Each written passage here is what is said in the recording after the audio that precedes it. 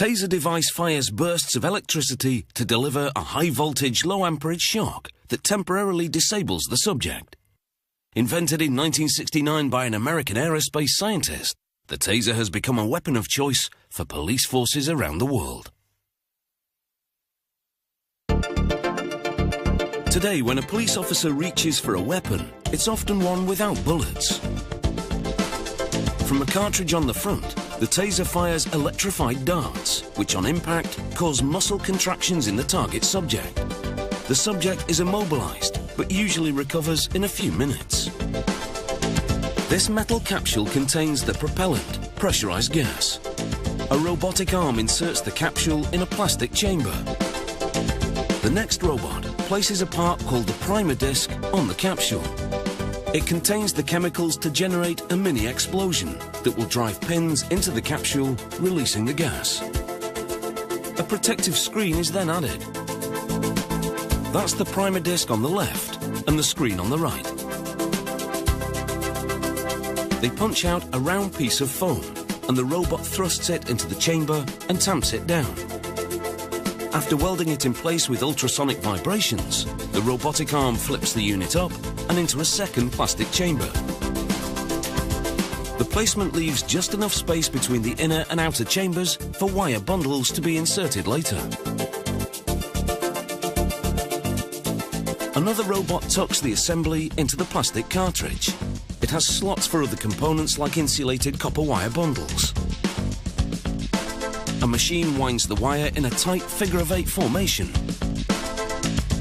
This wire will electrify the darts as they're deployed, and the figure-of-8 winding reduces the possibility of tangling.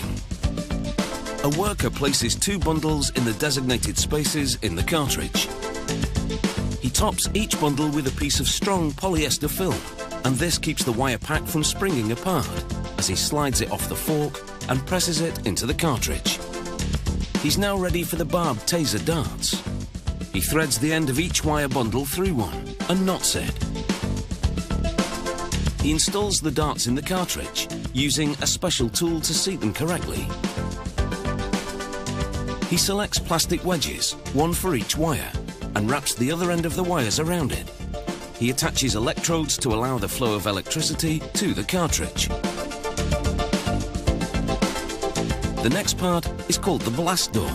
It will break in two as the Taser darts are deployed. The robot snaps it in place on top of the cartridge. The door is color-coded to signify the range of the darts. Yellow signifies 4.5 meters in this case. With the compressed air cartridge complete, they now focus on the Taser's deployment mechanisms.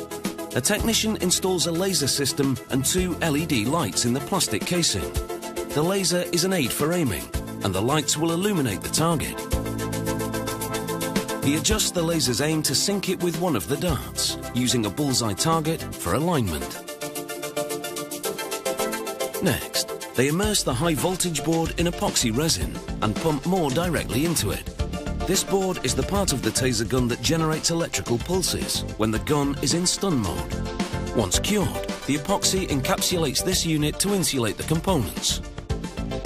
He then inserts the high-voltage board in the gun casing, along with the controller board, the brains of the Taser, and also installs an information display board, then makes the necessary connections.